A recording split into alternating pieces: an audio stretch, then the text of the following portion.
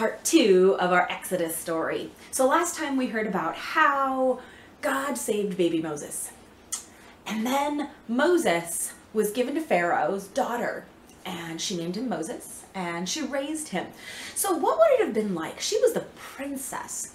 Now, most likely, history, if we line up the dates of when Moses was born, that we can figure out from history and from the Bible, with Egyptian history, most likely his mother was Princess, I'm going to try to say this, Hatshepsut, who was an Egyptian princess.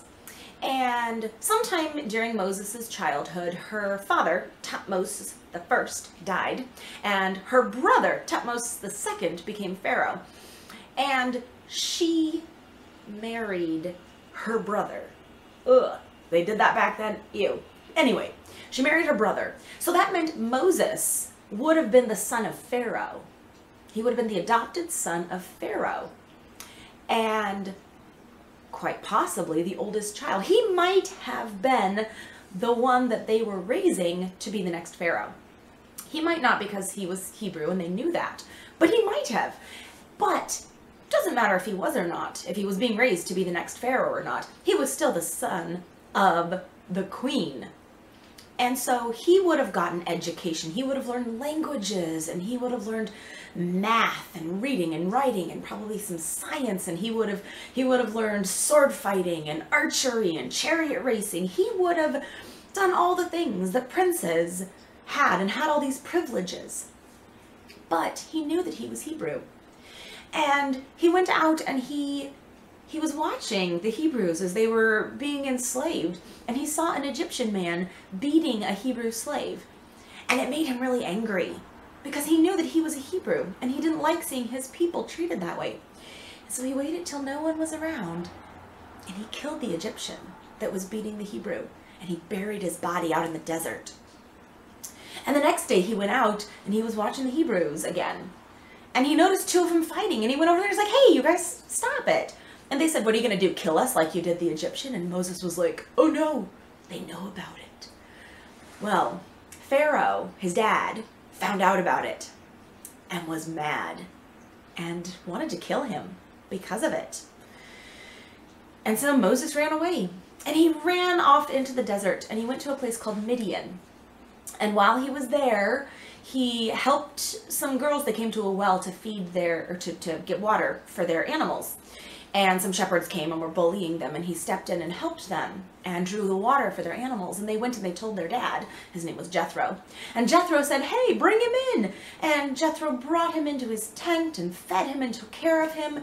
And Moses even married his daughter. And so he left his home in Egypt. He left his life as a prince, and he left his people, the Hebrews, and he went to Midian, and he got a family there. And he became part of Jethro's family. And they were shepherds, so he spent 40 years out in the desert, shepherding, raising his sheep.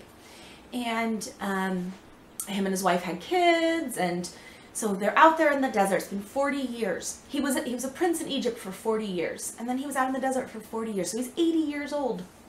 And he's out in the desert one day, and he looks up, and up there, he sees something, up there in the rocks. So he goes and he climbs up, and he gets closer, and he realizes it's a bush, and it's on fire. Okay, probably not a big deal in the desert. Things probably catch fire. It's hot, it's dry. But he notices that the bush isn't burning up. It's on fire, but the wood and the branches and the leaves, they aren't burning. The fire is surrounding the bush. It's on the bush, but it's not like consuming the bush. And he's like, "Well, that's weird. I haven't seen that before." So he goes and he gets closer, and he hears a voice saying, "Moses, take off your shoes, because the ground you're on is holy." And Moses is like, or at least I imagine Moses will be like, "What?" Because while he's probably seen bushes on fire before, he's probably never had one talk to him. That would be kind of weird. So he takes off his shoes. He's like, "What's going on?" And the bush says to him, "I'm God, and I want you to go back to Egypt and free my people." Because at this point in Egypt, his father has died, and his brother, Thutmose III, is now Pharaoh. And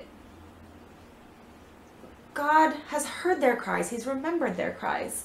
He's remembered his promise to Abraham that he'll be a huge nation and that God will bless the whole earth through his nation. And he's like, okay, it's time to free him. And he says, okay, Moses, you're going to go back. And Moses says, who am I? Who am I that you would send me? Well, here's a thought. Now, this is just Miss Beth thinking. Maybe God had let him grow up as a prince of Egypt so that he could free his people.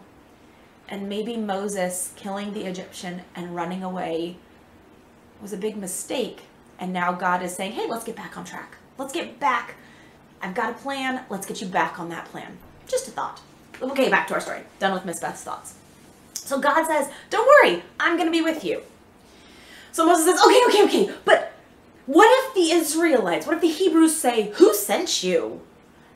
So God says, tell them my name. My name is I am. Tell them I am who I am, and I am sent you.